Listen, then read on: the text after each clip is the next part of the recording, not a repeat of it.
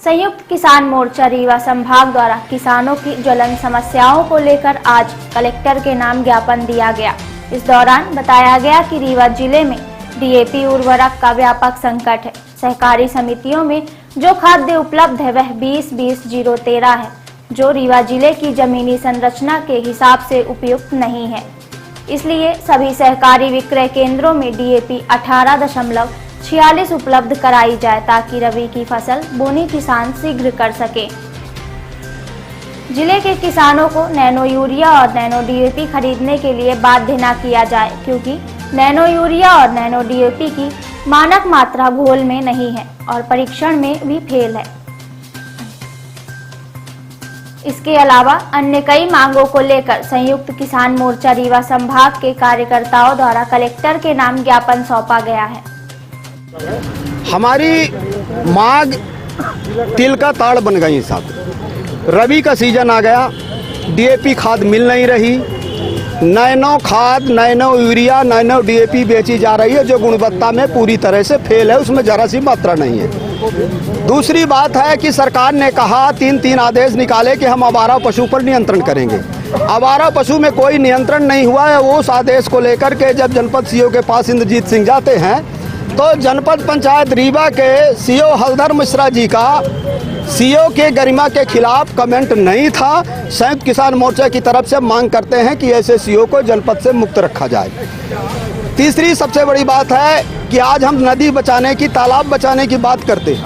हमारे अमिलकी गांव के लोग तालाब बचाने के लिए 1 महीने से ऊपर धरने पर बैठे हुए, जो काम शासन को करना चाहिए। और जगह जगह देख रहे हैं कि अतिक्रमण के नाम पर तालाब से गरीबों के घर गिराए जा रहे हैं। अब वहाँ गरीब नहीं है, वहाँ भूमाफिया, जाना माना भूमाफिया कब्जा करके रखा है, तो उसके खिलाफ शासन मौन है और वहाँ की जनता कार्रवाई के लिए अनशन पर बैठी है। क्या मानते हैं भूमाफियाओं को संरक्षण दे रही है सरकार? हमें तो लगता है कि भूमाफिया की सरकार ही है, संरक्षण नहीं है। वो दौर चले गए कि भूमाफिया है। आज तो चिन्ह करके कि कौन भूमाफिया है उसी को टिकटें मिलती है। एक तरफ कार्रवाई कर दिया, घर उजाड़ दिया, और दूसरी तरफ अभी तक सुनवाई नहीं हो रही। हाँ, कार्रवाई जिनके पास हुई है वास्तविक जो है भूमिहीन थे, गरीब थे। और आप मीडिया आपको ये बता दे रहे हैं कि प्रधानमंत्री आवास भी गिराए गए हैं अतिक्रमण की चपेट में आकर के, जबकि प्रधानमंत्री आवास शासन के निगरानी में बनता है, उसकी टैगिंग होती है और दिल्ली तक उसके रिकॉर्ड जाते हैं और सरपंच और सेक्रेटरी उसको वेरीफाइड करता है जनपद सीओ तक। और एक बार जिसको प्रधानमंत्री आवास मिल गया दोबारा मिलता नहीं, तो यहाँ तक कार्रवाई हो रही, नियम विरुद्ध कार्रवाई हो रही है। हम मांग करते हैं कि बिना पुनर्वास किए किसी का भी घर न गिराया जाए। क्या नाम है आपका? रामजीत सिंह, महासचिव मध्य प्रदेश किसान सभा। पूरे रीवा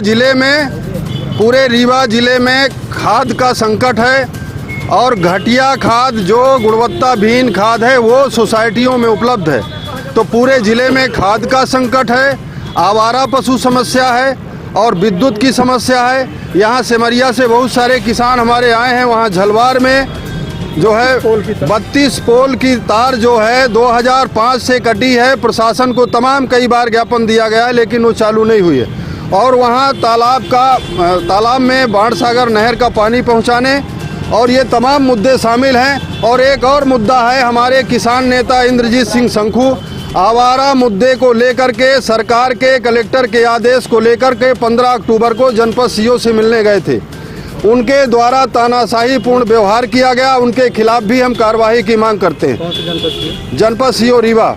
तो ये तमाम मुद्दे शामिल हैं। और हम एक और मांग आज कर रहे हैं ज्ञापन पत्र के माध्यम से कि हम लगातार साल में तमाम मुद्दों को लेकर के सैकड़ों ज्ञापन देते हैं। तो कलेक्टर साहब ये बताएं कि हमारे पूर्व के ज्ञापनों में आपने क्या किया, ये भी हम हिसाब मांगने आए हैं। तो इन मुद्दों का ज्ञापन है और इन मुद्दों पर यदि तत्काल प्रशासन सचेत नहीं हुआ और हमारी मांगें नहीं मानी तो फिर हम लोग रीवा कलेक्ट्रेट में निरंतर जो है पंडाल लगा करके आंदोलन चलाने का काम करेंगे।